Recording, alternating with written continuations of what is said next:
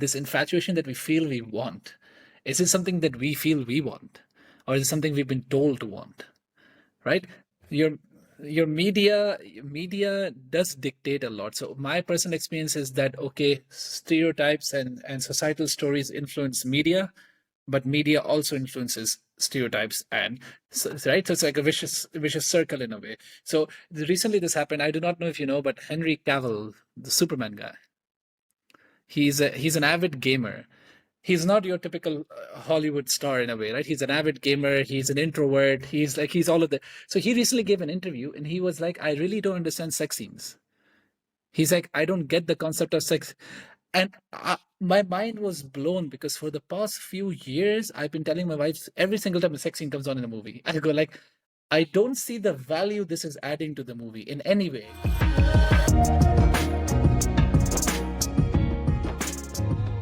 Hi guys, and welcome to the Weekly Bustle. Today I have a returning guest. Aruvi is here with us for the third time with the most asked and sought for topic, not by you guys, but by me, because I am obsessed with love and I'm obsessed with all of this stuff. And this comes at the tail end of February, which means Valentine's Day just passed us away. So it is no surprise that Aruvi is back and we are willing to have this discussion again. So Aruvi, welcome. And why now? What happened that led to this conversation now?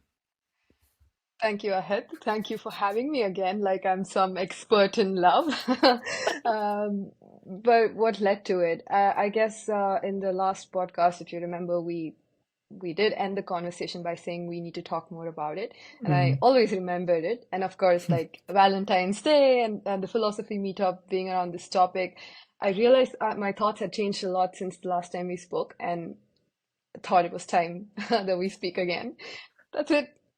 I really appreciate that last sentence that you said, because I personally believe, and this has nothing to do with love, but in general, like updating your beliefs Mm. is I think it's a very admirable thing, because in a world where people want to stick to their guns, a person comes in and says, you know what, I'm willing to update my beliefs in light of new information, in light of new experiences, is commendable, because it's difficult for us to accept the fact that we're incomplete and that we're work in progress, right? Like that digital work in Yeah. progress that you sent me, and you were like, I don't want this to be here because I don't want this to be a digital footprint of what my work in progress is, because that's what we are. We Yes. want to be perfect. Yes.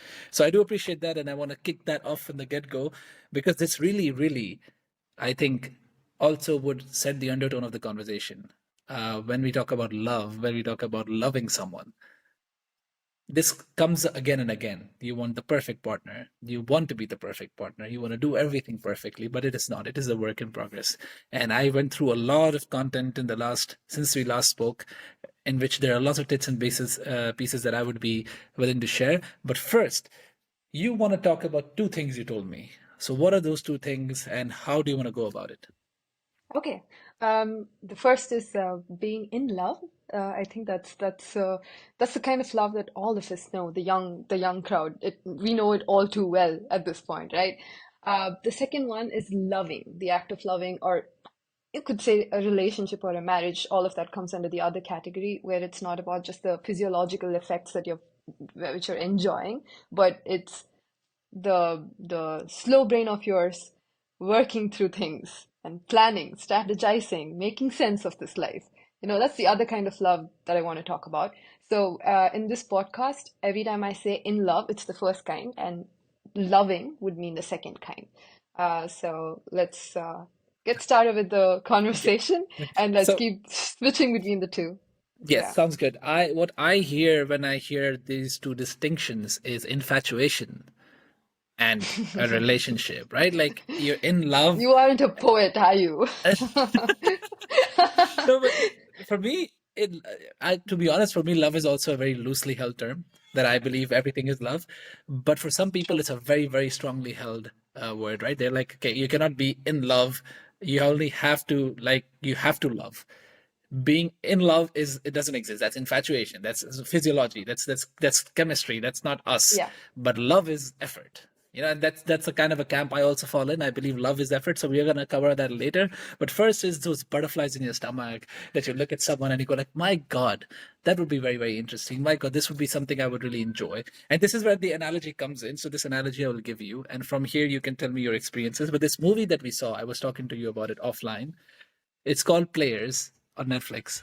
And it was a very, very interesting movie. I think you can hear my daughter in the background. It's her sleeping Yes, time. it's So cute. that's Yeah. also a love in itself, right? That we're hearing this and we consider this song rather than annoying.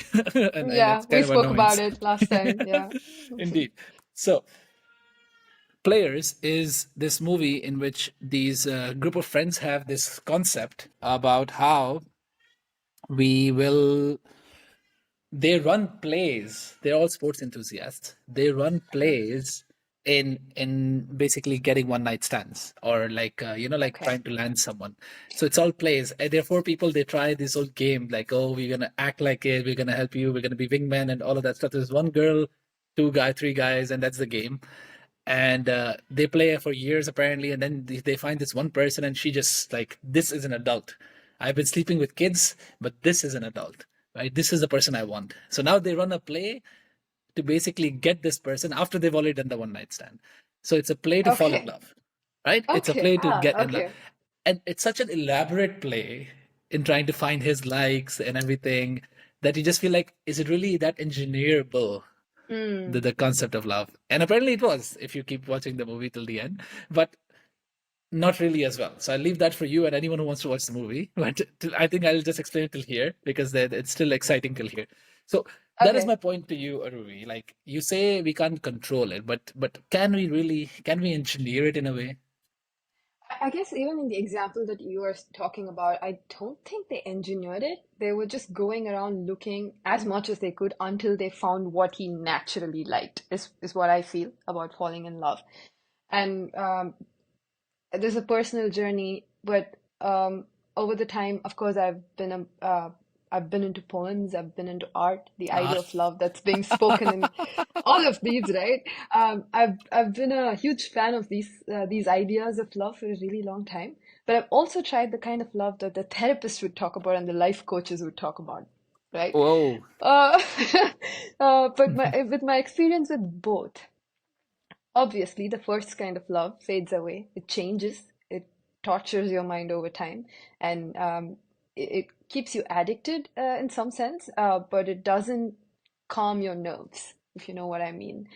But the second kind of love that the therapists and the life coaches would speak about, um, that relationship did help me grow as a person a lot. It helped me heal from my previous traumas or any kind of insecurities that I had, fears I had about my future, all of that went away. I grew a lot as a human psychologically, but it also gets boring because your mind chases the infatuation. So I believe it's a balance, but I'm still trying to figure out if we are gonna like get one and make sure we do the other, or like what's the minimum required criteria for this long-term love to work. Should there be an optimal level of the butterfly feelings for it to even move on to the second stage, or Hmm. can we do without it? And is it even something that we can generalize, or is it so subjective that we all need to figure it out for ourselves through experiences Hmm. or through determination? I don't know. Oh, that's Um, that. Now you're going into that uncharted territory of determinism, right? That we're going to park yeah, that for another topic because that's a topic in yeah, itself. But yeah. to stick to this concept of balance, I do agree Mm. with you till an extent. My experience has been after becoming a parent and after being with my wife for now 10 years, like knowing my wife for 10 years. Wow. So we've been, Okay. since Okay. we first met, it was 10 years last month. And yeah, I do feel the infatuation going away, and I do feel the comfort creeping in. And Okay. I see. I'm okay with that. She's okay with that. But then when we watch movies, we're not okay with that. So Mm. Mm. my question to you, or my statement, is basically that this infatuation that we feel we want, is it something that we feel we want? or is it something we've been told to want? Right? Your Interesting. Yeah, your yeah. media does dictate a lot. So my personal experience is that okay, stereotypes and societal stories influence media, but media also influences stereotypes For and sure. For right. So it's sure. like a Yeah. vicious circle in a way. So recently this happened. I do not know if you know, but Henry Cavill, the Superman guy, he's an avid gamer. He's not your Okay. typical Hollywood star in a way, right? He's an avid Yeah. gamer. He's an Yes. introvert. He's all of the. So he Yeah. recently gave an interview and he was like, "I really don't understand sex scenes." He's like, "I don't I get the I saw concept that of sex," one. Yes, I saw and that one. my Yes. mind was blown because for the past few years, I've been telling my wife every single time a sex scene comes on in a movie, I go like, I don't see the value this is adding to the movie in any way, unless it's a movie about like there was a movie Yeah, in which yeah. a disease used to spread through sex, and it was a horror movie. Oh, okay, okay. A ghost would keep Oh my God, that's transmitting like disturbing.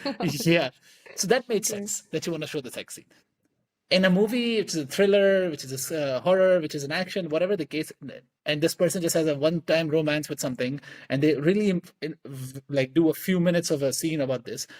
He was saying it doesn't make sense to me. I don't get like naked people, nice, but that's it. That's all you're getting out of it. So what I realized from that was, okay, this kind of makes sense why we feel that we need to also have it hot and heavy like they do, because what they're having is not hot and heavy practically.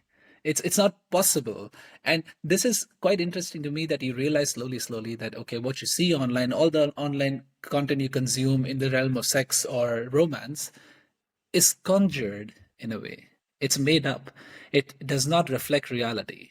So the question is again, Venerubi, diamond rings were a mass marketing campaign. White gowns were a mass marketing campaign.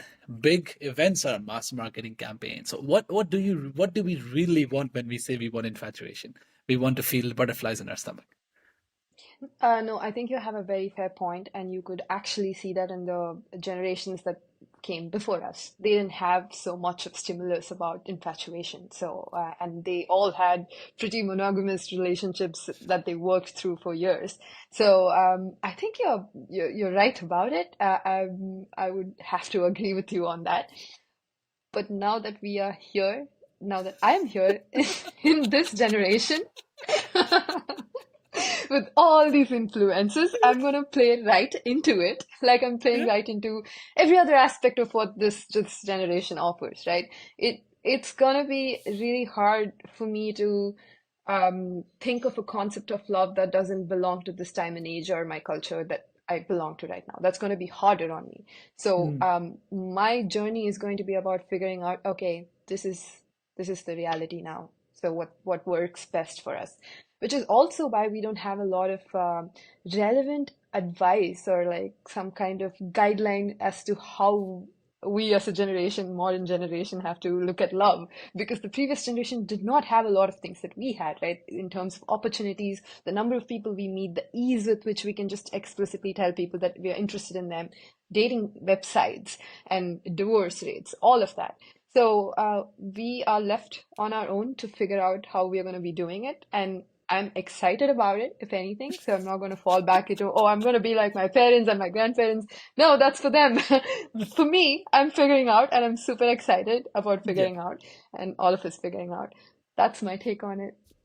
Yeah, I really appreciate the excitement you bring in because I, being the same generation as you, I didn't get to experience romance in the same way that my friends do with the whole I online see. dating concept because I used to date when I was very young, and that was mostly the people around me. So it made, to be honest, I only had like a few before I got locked into this one girl I was obsessed over for the last 10 years. So I've been in that sense I'm a very pretty novice in the world of dating. Mm. So when my friend tells me he's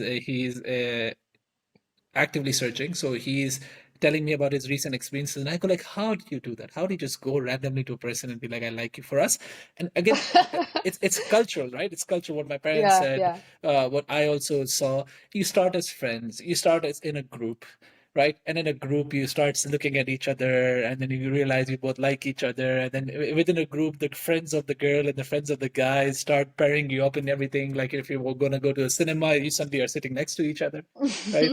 If you're going out to eat, you're suddenly sitting next to each other, all right? Cute, cute. I remember my old girlfriend, what she did was once you were doing a It's so movie cute. night in the house, Okay. this is all cute stuff. And I was sitting in front of the TV with my hands in the back, and she was sitting all the way back.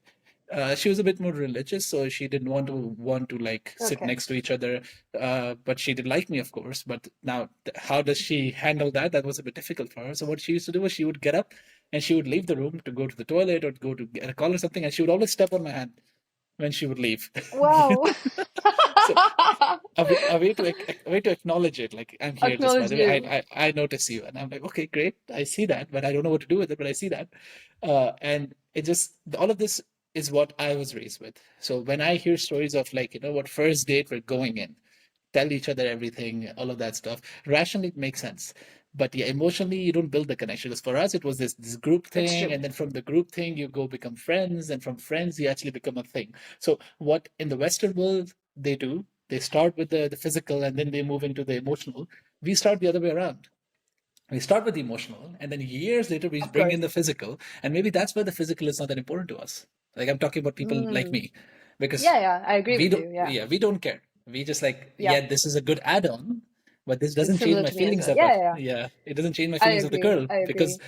I was never influenced by those feelings when I met this girl, because we never got to do what we do now, because for years we never had the opportunity for Yeah, any particular belief.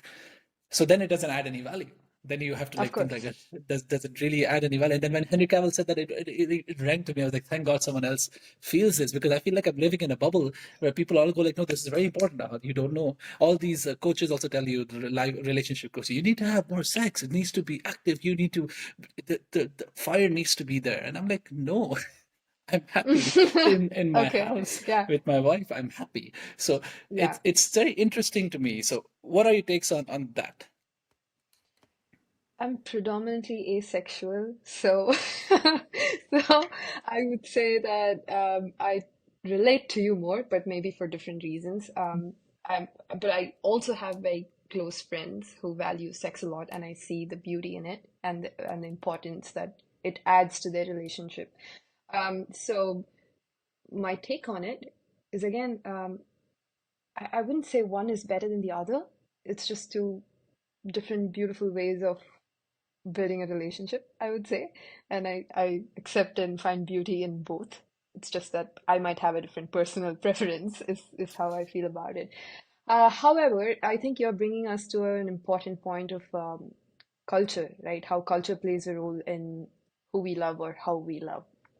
So, when we're trying to define what is love, um, I don't think we can ever come up with a definition that's gonna be convincing for everyone on this planet. It's gonna change across generations, it's gonna change across different cultures. And the best we can do when we speak about love with many different people is just enjoy these different definitions of love and see the beauty in all of it and see where it's coming from. Like, okay, you see this to be beautiful, so where did it all start? And try and understand how that built up in that part of the world. Um, so just a lot of respect for all kinds of love. Um, but I don't know if it's related to what we were just speaking. I came across this TED Talk that spoke about the effects of epigenetics on love. Have you ever heard about it? How it works? You have? Okay, I don't know what you've read. Please do share. But different things like if your parents grew up in a competitive environment, apparently you tend to release more stronger pheromones or something like that, and you turn out to be very attractive in the as a Yeah. next generation kid. And the second one is if your mother gave you a lot of nurturing, then the genes responsible for handling stress more maturely gets turned on, or like genes responsible for fear gets turned off, because of which you become a little bit more sorted human being, which might be more attractive or not attractive, don't know, debatable. And also a certain kind of environmental stimulus um, can also wait, how do I put it? they turn on these genes which are responsible for producing more vasopressin and oxytocin, which makes you want to have long-term relationships, Yeah. and a lot of different environmental factors like your upbringing and everything. So when we speak about these childhood patterns or traumas or whatever, it's not just on a psychological level, it's also on a gene expression level, and it also gets carried over multiple generations. So you could be from a certain country, but your race is still going to play a role in what kind of lover you are because you carry those genes. Yeah, Yeah. that I found that super interesting because we don't speak enough about it. Although I don't know, I'm just getting into understanding epigenetics, so I shouldn't say I'm a staunch believer of everything I'm reading about it. But if this is the case, then I'm super interested in the concept of it. It's a very new take on love as such and how different people love differently and why. Yeah, indeed. Epigenetics is a wonderful field to explain behaviors through genes, and not just genes, but a combination of genes and environment. There's a Yeah, book that I've been reading. It's called Behave, and it's I've heard about basically it. about, yeah, and it's a wonderful book, but it's a very long book. And I've been trying to finish it Okay. for like months because I can't. I fall asleep, to be really honest, after reading it for a while. Although Yeah. there's other book that I was reading which is called The Power of Geography, and that book was 450 pages, and I finished it in like 4 days, 5 days. This Okay. book is 1,000 plus pages, but I can only go through like 10 pages before falling asleep because it's very technical. So, but Yeah. it's a very wonderful book. I would really recommend it to you and anyone who's listening about epigenetics, especially about these things: oxytocin release, or testosterone being the bad kind of a hormone, or a, like, feeling, Okay. compared to oxytocin, which is a good feeling. That's not true. Oxytocin, a lot of oxytocin also makes you become more of a xenophobic. That's also been studied. Yeah. While Yeah, of while course. testosterone actually makes you a better person in terms of protection and everything. So context, environment, genes, all three play a role in everything that you do. And that really, what you said about culture brings me to that conversation, that it's it's great that the environment that you raised in does play a role. And it's great to hear that, okay, we are living in a world where things are changing and we want to play according to these rules. But my struggle with it is the world that we're living in is also very predominantly Western oriented, because that they just cracked the key for globalization, right? So now we think this is the right way to go, and if we don't want to say anything else is wrong. But the numbers don't lie. There are numbers of a lot of things going not great on the Western side, and a number of things that are not great on the Eastern side either. So we're trying to figure out how this works, and bringing the conversation back to infatuation and being in a relationship or Yes. being in love. How do we incorporate this knowledge of knowing how we're influenced, how we don't have a control over how we love in certain cases because of epigenetics, our environment, our upbringing, our culture, our race? All of that comes into play when we feel butterflies in our stomach. But do they come into play when we choose to stay with someone for a longer time and put in an effort? Yeah, I think I told you that I don't know, but I'm gonna try and speak more about it It's anyway. it's just, think of it as a, that they say Bloomberg opinion, right? Think of it as just opinion. Don't worry about it. There's no expert. Just say what Aruvi I feels. know, I know. I feel confused about it. I'm very confused about it more than ever before. So, which is why I'm saying I don't know. Um, but I do think that you can't really choose who you fall in love with. That kind of just happens to you based on your childhood experiences and what you were trained or taught to like as a child, or what you ended up liking as a child, and also genetics and all of that. I believe we have very little control over it because I've seen repeating patterns of what I find very easy to fall in love into. um, but what we do with that feeling, how do we assess that feeling and how do we act on it, is something that you can learn over the years, and how you interact with that feeling is something you can learn over the years. Um, Now, relationship to me is a completely different thing from falling in love. Relationship is figuring out what's best for you and being able to predict your future. You knowing what you want to do with your life and figuring out who's going to be the best partner for that. And then loving them. Now, when I say loving them, obviously I'm speaking about the things that you would probably completely be aligned on. Um, consideration, consideration, appreciation, being consciously curious about the other person, being committed to the other person, no matter how you feel over the years, and all of that. But I think we do all of that to make sure that we have a good life for ourselves. Because if we did all that, then this person's going to stay in our life. It's more like a contract in your head. I want to have a peaceful life, or this is where I want to get in my life. And for that, I'm going to do so and so with this other person, and give the same thing to the other person for their life. And we build this together, right? So, this loving, the act of loving, or the act of being in a relationship, to me, uh, sounds like more of a contract or a deal that we have with this other person to live the best life that we can. Um, and there's nothing, I'm not saying this in a negative connotation at all. It's beautiful. It's a beautiful union, right? Two people doing it for so many years. We don't work with our teammates for longer than few years. We don't, friends come and go, and all kinds of relationships or all kinds of other contracts are very time bound. But life partnership is goes on until you die in most cases. So I have a lot of respect for it. I want to learn and do my best at it. But it's a very different concept from falling in love. Now, do we need to fall in love to be able to love that person and have this entire life partnership going? Or what if what's good for your goals, your long-term goals, is completely opposite from the kind of people that you end up falling in love helplessly? What do you do then? I don't know. I don't know. Ooh, interesting. Yeah. I Yes. see. I So see where you're then, going. Yeah. yeah, so then you have to choose between the two. You have to choose between a passionate life that could probably not take you where you want to go in your life personally. Might not be the most rational thing to do, but that kind of life would create poets and artists and musicians, right? And the other kind of life that would probably take you to a point where you could even get a Nobel Prize. But maybe you'd never understand art. I don't know, because you're not feeling those intense emotions towards the other person.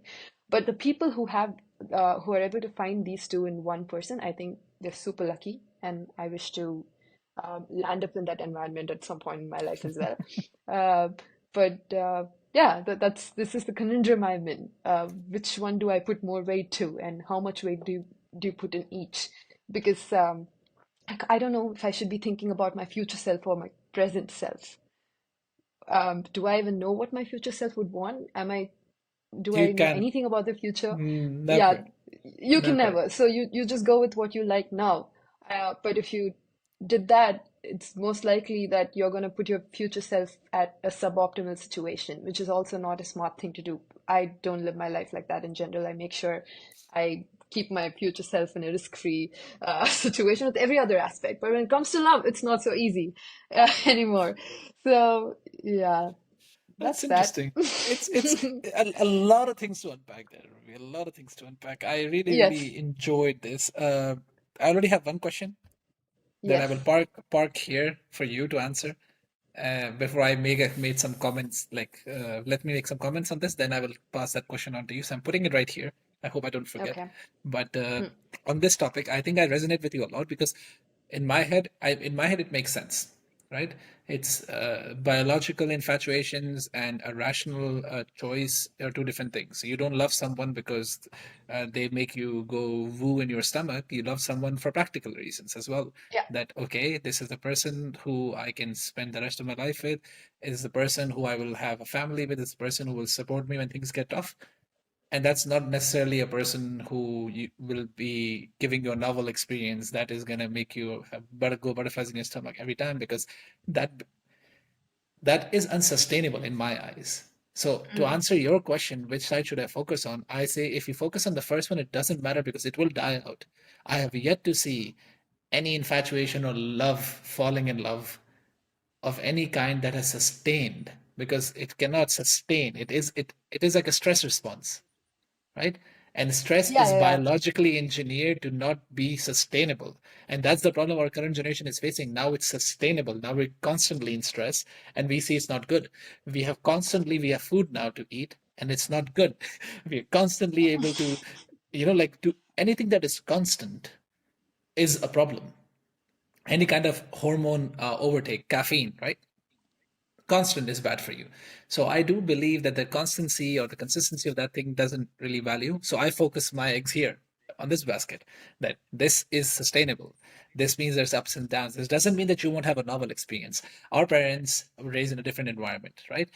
My mom and dad did not love each other. They still, well, they do love each other now, supposedly. And you still see my mom looking at my dad in a way that you know that she has butterflies in her stomach, and my dad doesn't do shit. He has this big Mm. belly, and he's just sitting on his ass like this, and he just makes a comment, and my mom just smiles and laughs, right? So sometimes it's just But then she has found that with your dad then. Like she is infatuated with your dad for a really long time. She no, no, found she, her yeah, well, not butterfly man. it's not really infatuation because you see it, right? Like that's only it cannot be sustained.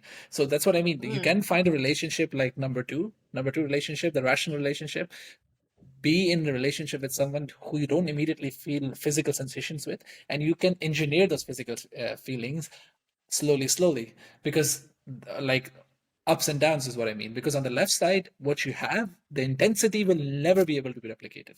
That is a fact.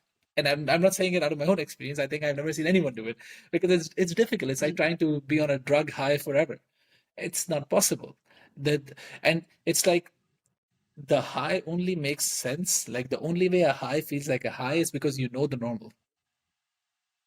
If you don't know the normal and you're Okay, yeah, living yeah. That's a good point. Yeah, right, that's so a you good will you point. will never Yes. realize if that's a high. So if that intensity keeps sustaining, it will be diminishing returns. You will not feel it anyways afterwards. So in both cases, one, I don't think it's possible to sustain it, so you're going to be disappointed. Two, even if Yeah, it's no, possible to no, I sustain get it, it. I get it. it's so I understand. I yeah, think that there's a small distinction I want to make. This butterfly thing that you were talking about. I get that that's gonna die out, but that's not the only thing that I mean when I say passion, right? You could feel passionate about the other human without necessarily having the physiological stress response. You might just be hardwired to like certain kinds of people and appreciate them more by default for who they are, not because of what they give you. Let me break it down. Let me break it down. Um, yeah, you might really appreciate a person because they're a social worker. You know, the idea of them being the social worker is what you like. That's what makes you respect them or makes you love them. You fall in love with a social worker because that's your thing. But the social worker is probably going to dedicate their life to the society and not give as much for you and your children or your family. Now, um, now how do you balance between these two? I'm not saying every time you look at that person, you're going to have your butterflies, but you inherently respect and value and adore that sort of a person more than what would probably work out for you in your familial yeah, life. yeah, That's what yeah. I mean. Yeah, it's not like you look at the six packs and go like, "Oh, wow." That's not what I'm talking about. It's a little more deeper than that. Both the categories I'm talking about are more than just that butterfly infatuation. Okay, that's a good distinction because it was not in my head. And Yeah, I do okay. agree with your example, but do not I still do not I cannot see the practicality of it. So as I Hmm. said, I cannot be, at least I believe I cannot be hardwired to suddenly feel passionate about something or someone due to my inherent bias. As I said, aesthetic features, yes, that's a physiological response. That's infatuation. That's quite easy in my books. But if someone's a social worker, or someone's an activist, or someone's a pilot, or someone's an army man, and you love them for that, again, to me, that sustainability factor will still be in there. You will like it in the start. I think everyone likes it in the start. If you tell some person that I'm in the army and the first impression, oh, wow, you must be this exciting life you have. Yeah, but afterwards, it almost always again dies out. So I do see that thing dying out, but what I hear from you is you say no, it will never die out because you're hardwired. Yeah, you're hardwired, and you actually it does the opposite of dying out. It actually helps the relationship, in my opinion, because in those moments when the relationship is not even going well, you still respect and value that person, and you see purpose in investing in that person because you think that person is important for this world. And this is completely fictional. I'm not speaking about any specific social worker. That's not even my thing. Let me scan your social circle Social to circle. find that No. social worker. Okay. No. I Okay. gave an example that's as far as it could be from my obsessions so that you wouldn't guess. All right. But That makes sense. Yeah. yeah. So you sometimes feel like you see the purpose in investing in this human because of you who that human is. It's irrespective of what they give you. It kind of is spiritual, kind of is probably trauma bonding, I don't know, but it's about the Trauma other bonding. person. Did you say trauma Like, bonding? I meant for like if they resemble someone you really liked when you were young, or if they resemble one of your Yes. parents. Yes. If Yes. yes, Yes. if you've seen your mom helping or like s- serving your dad in every way through her life, and your dad was a strong personality who did a certain thing, you might want to just mimic that in your life. I've seen a lot of my friends fall into relationships that resemble their parents' relationship very strongly, and especially if it's a female, the females would just repeat what their moms did, even though our Mm. generation doesn't demand that from them. But what Yeah. ends up happening in those relationships are they're happy because they see purpose in it. So even if they don't get what they want from this relationship, they have these moments of them not getting the best out of the relationship. They still keep going because they think that's their purpose. And mm, Yeah. that doesn't come from, yeah, now I think it's getting into some sort of a gray area between what you're saying and what I'm saying, like the No, first no, and the it's all, second category. yeah, exactly, uh, exactly. Yeah, yeah, I see the same. That's what I want to push back a little bit on is indeed, you're right. Like it's in going into the gray area because those kind of people are making a choice. So the first thing is very easy, which you and I both agree on, that this is effort. Even if irrespective of what the person gives you, you still want to stick around for whatever purpose, that's effort. So that already falls in number two. But even in number one, I would like to push back on the fact that you look at that and it impassionates you in a way that you want to be in a relationship is that's also a choice you're making. So it has nothing to no, do I think physiologically. you helplessly are in that relationship doing all that you if someone asks you not to do it, you can't stop because you helplessly are into servicing for that person, because That's the that is you you really that's what, yes it is. Is it a gender thing? Why don't you get it? We need to it get a is a third gender person. maybe it is a gender thing, and I think that's the problem Sad. here. It is a Yeah. gender thing maybe, and the fact that our females and women in our culture, especially in our culture, are taught that this is what they need to do. So instead Yeah, of it being man. a Yeah. physiological Yes. response, it's more of a Yeah. it's still a rational choice, but a It is rational a choice that they don't want to take, but they're supposed to take because that's what they're taught to take. mm, So again, I would still say the same thing. I agree with you well, 100%. There are people like that. So before you give your answer, just a question to you. Then is love yes. really inherently selfish? But it's all about me.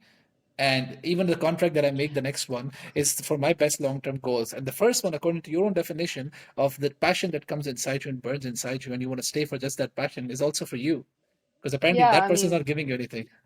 you're negating the idea of any kind of altruism ever existing by saying if someone's altruistic, they're getting pleasure out of it, so it's not altruism. If you're going by that definition, then yeah, love is selfish always, I think. Everything is selfish. I really, these days, Everything altruism is is, selfish.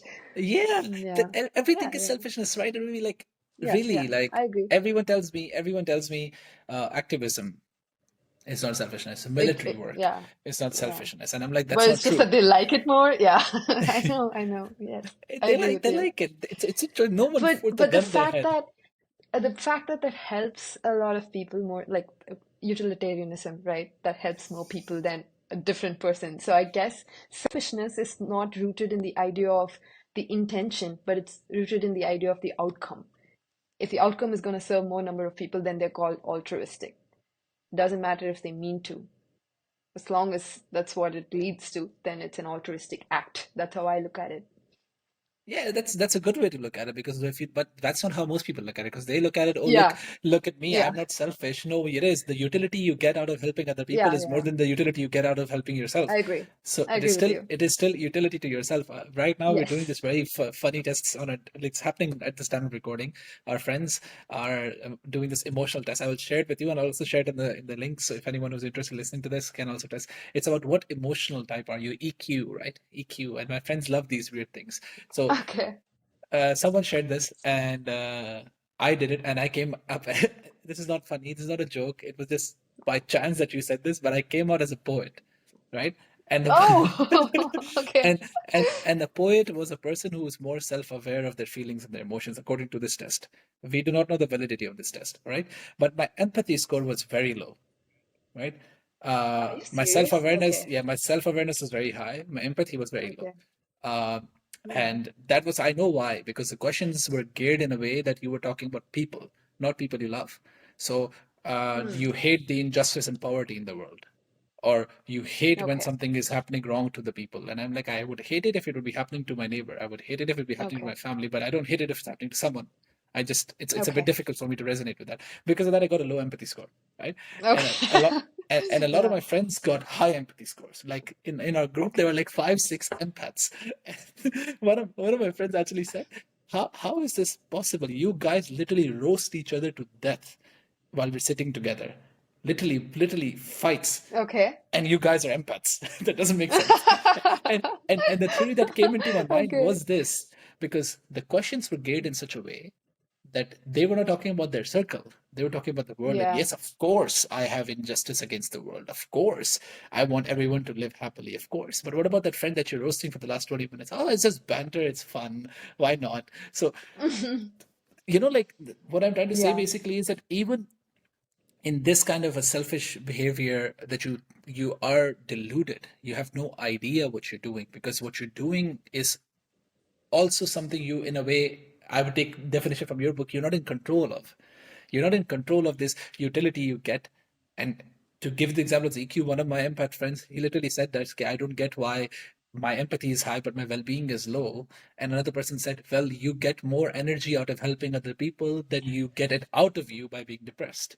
So you Yeah. rather feel depressed about other people's pain, because that pain gives you more utility the Oh, okay. than the depression that you get from thinking about that pain. That, oh, look, I care for other people. I am I of see. I service to see. other people. I like to care of other people. Doesn't matter if Makes my sense. health is not good. So in the end, everything is selfish, and people don't like hearing that, right? So love is also selfish. So we both agree on that. So I agree. that's Yeah, 100%. so that's an easy one. I thought that would be one that would take like 30 minutes to solve somehow, No, but no. you're with me I'd on this. gotten, yeah, I got there much, much earlier in my life, realizing that. I was like, bullshit on altruism. Please don't be on that moral high ground. You're just doing it selfishly. So, Oh, yeah, I that's agree good. with you. So let's move on to the sex side. We talked a lot about this one, and now we are 40 minutes in. We had a lot of fun. So now, what about the effort that comes with love, Aruvi? Why would people do that? What are your thoughts on that? Don't we speak about it? I said it's because, again, selfish. You want your life in a certain way, so you do what it takes to get that kind of a life, which is why I Yeah, think loving is a contract. But a more interesting question would be, what should you do when you're loving someone to keep the feeling of being in love alive? Because you said that it's starting to go away in your equation. Uh, but do we have control over it? Can we bring it back? Can we make sure um, we keep having it? The podcast that you sent me that I was listening to this afternoon, the old couple spoke a lot about what they do to keep that feeling of being in love going, like how they keep asking each other questions. I heard something very nice in it. So the wife, she said something like, "We're always becoming. We're never at like we just arrived at its state in our life. We're always becoming." So it's always important that your partner is questioning you about what you're thinking, how you're feeling, what you thought about something new, how you're changing, uh, because you then get to know your wife or your husband over and over and over for the years. And you also take time for yourself to build yourself outside of your partner. So you're becoming a newer person every day. You're just like not becoming this one unit. And so when you do that, then you engage in getting to know each other. You continue to be in the honeymoon phase of getting to know each other and falling in love with the new personality that you're becoming over the years.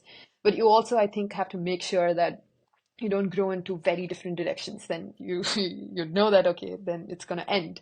So you kind of have to engineer it to make sure that it's still very close. There are changes, but the delta is not too bad and not in the direction that your partner wouldn't like. But you have to keep that going. And yeah, they said something along these lines on the podcast, and I found that to be a very interesting takeaway. That's what you should do. Is yeah, that's one of the things you should do. Yeah, for sure. But I think I agree with you. I am a firm agilist. I think you are working at a company that is trying to be agile. So you Yeah, must come yeah, across a lot of trying to these be. agile, Yes, yeah. yeah, these a lot of agile methodologies. And I believe agile is not just good for work, but it's also good for relationships and just good Mm. for you as a person as well. And in the podcast, they said this that we made this into a tradition that every year we would go to this place and then we would ask each other these three questions throughout the Yes, day that how did you feel yes, about this year, what was yes. good, what was bad, and how can I do more as a partner. But if you think about those things, that doesn't feel like infatuation or butterflies in your stomach. That's work. That's No, homework. yeah, that's The work. worst kind of But work, maybe, right? but the answers, I mean, the act of coming up with it and doing it might be work, but how they feel about it after they answer each other's question, I think would give them butterflies. At least they sounded like it would. Yeah, yes, but that is a whole different problem, right? So when you exercise, you hate it, but afterwards you feel great. When you Mm. save Yeah, money, you that's hate true. it, That's true. Yeah, right? yeah, yeah. You don't want to save for future Aruvi. You're like, you know what, screw future Aruvi. I don't know who she's gonna be, right? But your future Aruvi would love it if you would have saved up a big pot of money for her to use in the future, right? So every time when we are in the moment, which is something this whole side, the left side of the aisle, infatuation, physical helplessness, tries to promote is be in the moment. Don't think, just turn it off, feel, be with the world. That is completely against what we think human beings actually like. We like methodologies and systems that help us reduce uncertainty. And that's the struggle that we're facing. Even love is a contract, as you said, right? Love is a contract. Work, everything. What we're trying to do is we're trying to reduce uncertainty. We're trying to be like, okay, this is the person I've spent so many years with. I want to continue spending so many years with them because I don't want to go end this and then start the whole process anew. All right. So how can I reduce the uncertainty of this? Okay, maybe I should communicate with them. Maybe I should deliver what they need so they can deliver what I need. And let's try to reduce as much uncertainty as possible. Same with saving for future Arui. We're trying to reduce the uncertainty of what can happen in the future. Same with exercising, trying to reduce the uncertainty of dying. So what we're trying to do is we're trying to be uncertain. That's also an innately human thing. Religions, I need to science. open your eyes Yeah. up to another side of the world that likes uncertainty. You're Yeah. sounding like we all want certainty, No, no, but I don't think, definitely, yeah, definitely, yeah. definitely. There are people who chase the uncertainty and they don't like the certainty that life offers, and there's a good number of people that like that, right? And they love very intensely too, and that love's going to look very different than this one. Exactly. But I think that's the thing. So, of course, I can't speak for every person in the world. Humanity is diverse, but you see these things because these things either they're the majority or these things are the ones that prevailed. Because the ones that were uncertain are slowly getting extinct because yes because you're not planning for uncertainty, so of course that's going to happen to you. Okay, but what do you mean? Like, okay, what is the purpose of love? Let's talk about that because I think that's important because you're speaking about if you do this, then you get it. But what are you trying to get? And because what people are trying to get could also be very different things. Is it just Yeah. longevity and reproduction? And what is it? Like, what is the goal? Biologically speaking, that is the only goal, right? Biologically Yeah, so now we're it's speaking about human purpose and like the humanity's purpose, yeah, right? yeah, So, yeah, but I think yeah. that's what I'm trying to allude to, that humanity's purpose was this to propagate Mm. and reduce uncertainty so that you can keep propagating. Science was born out of uncertainty. Religions were born out of uncertainty because what does every religion and science try to do? Tries to make the sense of the world around you. That's all they try to do. You have religions that are explaining to you why the rain falls. They try to explain to you why vegetation grows from here. Why? This is all because as humans we just cannot process uncertainty. But fast forward now where our existential threat is no more. Now humans are like, oh, let me play around with uncertainty a little bit. Let me Yeah, see what I yeah. like. But our biological, in a way, our biological biases are also now fighting against each other because you have the biological bias of short-term living and propagation, but also the biological bias of, you know what, I want to find something exciting. I want to see what works. I want that novel experience, that stress response that comes in my body, right? But what So if that's the evolution? What if that's the direction we're going in and we'll cope with it and we'll travel in that direction? I mean, it's Yeah, scary because it's the first time it's happening, but what if this is the yeah, future? And what if we're going to definitely. find our ways and build our world around that sort of a thing? I don't think That we are concept of, going back. yeah, Yeah, I personally don't think we're going back. I Yeah, which is agree. why I'm like, okay, we'll figure this Yeah, out. Yeah. yeah, yeah, definitely. I think there is room for uncertainty, but there's only enough uncertainty that you can handle, right? Because the what is love? You can say propagation. Before we continue, why don't you tell me your definition of love so we know what we're talking about? Right? I don't know. See, this is the problem with uncertainty, Ravi. This is the problem with uncertainty. So Uh, um, what is love? It's like I speak for an hour and then you ask me, hey, so by the way, what's love? I've told you in many imagine. different sentences No, no, no, no, no. for the You didn't. last You one didn't hour. say it. No, you didn't. No, you didn't. I will push back on that. You still didn't tell me what is love. You said I am interested in the concept of being in love, having a relationship. But what is love to you, Ruby? Okay, so I'm gonna borrow some of the concepts we spoke in our meetup. Some of Mm. the things I always felt about and other people spoke about it. So I'm not really borrowing, I'm just highlighting it again.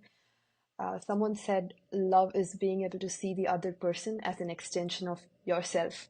So working on them or doing something for them should feel like you're working on yourself. That, to me, feels like one of the definitions of what love feels to me as. What I what I feel and see with you, Ruby, is you're combating personally, combating information overload, right? There's so many things and definitions and experiences that I feel like you feel bad for choosing one. You feel like there's so many, Ahad, I Yeah, can't, yeah. Yeah. I can't stop at one. Like in the beginning of this podcast, you said, "Hey, thank you for like being open about these changing ideas of love." I wish it would stop. It's changing so much that it's a condition right now, and we haven't even talked about all the different kinds of love, like the romantic, the platonic, the parental, the kinship, the agape, the self-love. There's so much we haven't even touched about. So when you ask me what's love, it's not going to be a one sentence answer, but this is one sentence I could start with, or like, yeah, say with the disclaimer that it's one of the sentences. okay, Um, but okay, it's a but that's lot good. of things. Yeah, it's a lot Sure, of but things to me. yeah, but let's stick to this extension of yourself. So when you're working on the other person, you're working on yourself. So Yes. what are you trying to mean by that? When you are able to see the other person as just an extension of you, I guess that's when you know that you're in love. That's the first definition of being in love.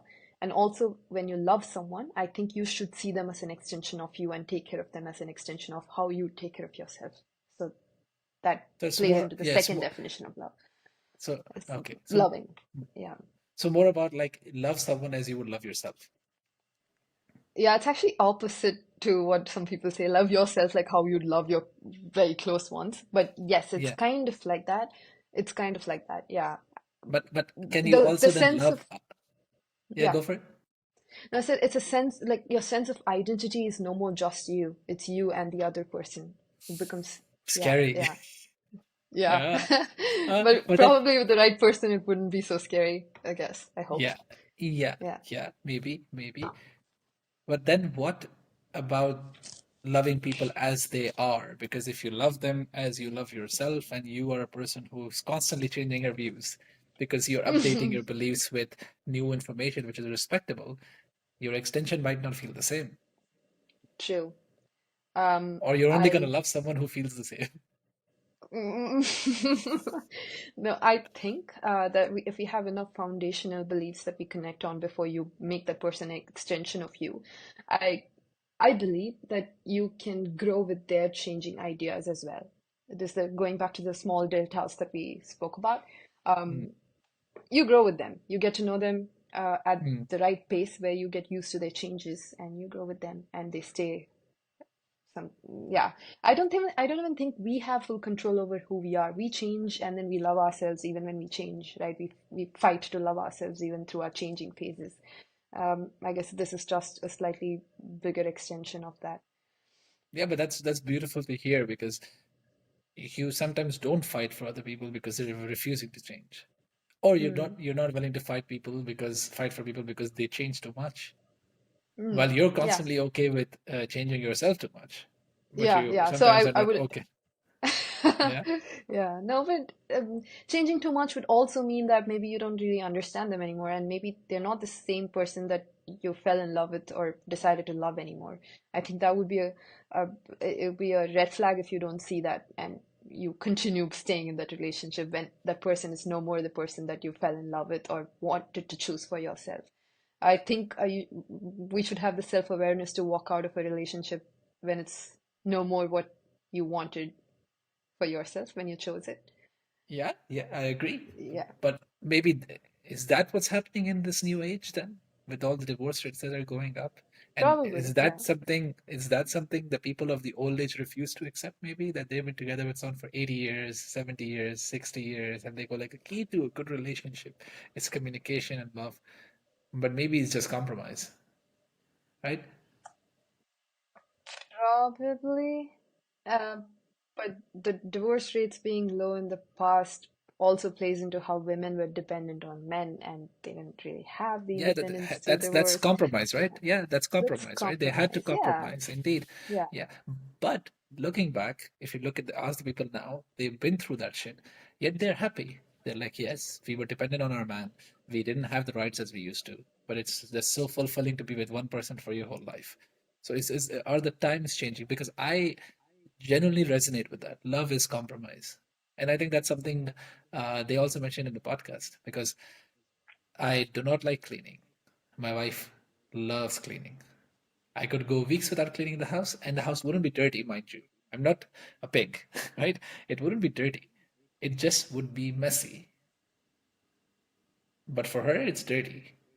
Every day is dirty. Every day we need to clean, right?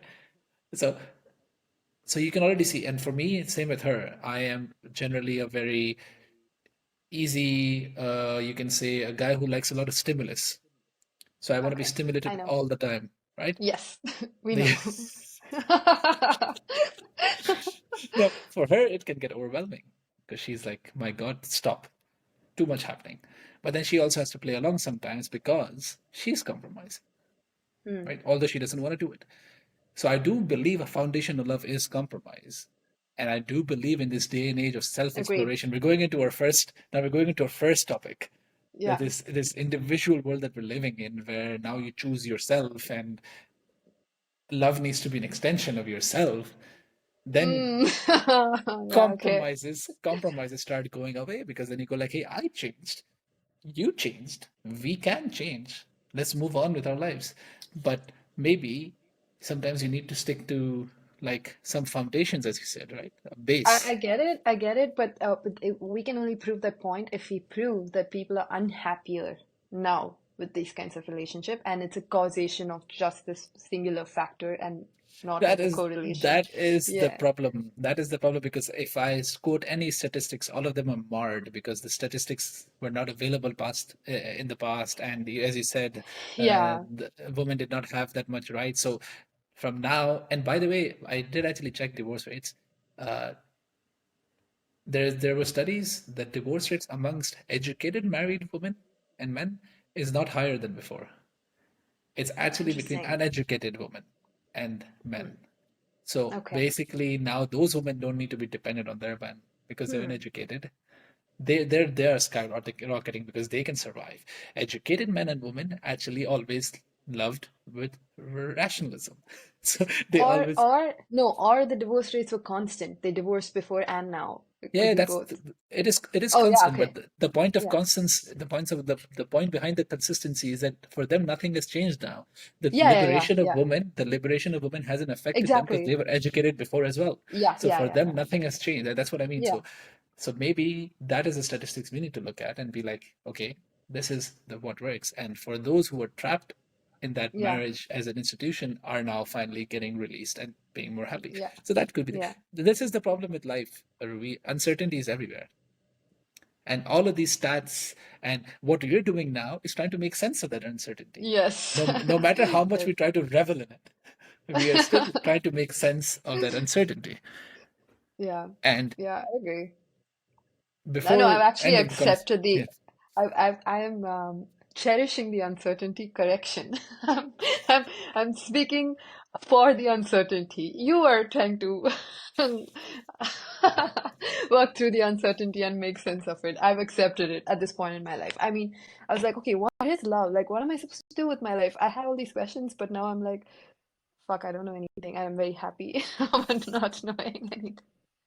Yeah, Yeah, so. yeah, no, I do see that. I don't, I think there's a pendulum there, right? Like, I think we both are quite relatively in the middle compared to the extremes, because Okay, I'm yeah. also not the same that I need the answer for every single thing that's happening. You try to have with me, with your friends, with the philosophy meetups, Yeah. is your quest of understanding things. And the new this weekend, our topic is the history of gaining knowledge. So, epistemology, which is the Epistemology, which is yes. the cornerstone of trying to make sense of uncertainty. So it will be Agreed. wonderful to see that. So before we end the conversation, it'll be a last open podium for you to share your thoughts on love. And don't stop by saying we have to continue this, because then you have to come back again and you talk about this again. So, so be very careful of what you ask for. What are your thoughts on love so far after our conversation, and what are your thoughts in general after having this conversation? After speaking to a good three-digit numbers of people about what love is to them, Oh, I believe love is what people are defining for themselves based on what they've been told and their life experiences. So I can only answer what I have defined love to be for myself. I'm not looking to find or realize what love is. I've gotten to a point where I'm defining it for myself right now. And I personally would like to define a lot of things as love because love is such a positive and beautiful word. And just saying that you love it makes enriches your experience in this world with that entity, activity, human, groups of human, concept, whatever. So I like to attach the word love to as many things as I could. To me, love is anything that I enjoy, appreciate, want to keep in my life, anything that reciprocates or does good to me. That's that's like the simplest definition or like the overarching definition of love, I would say. And now you branch into these all different kinds of love.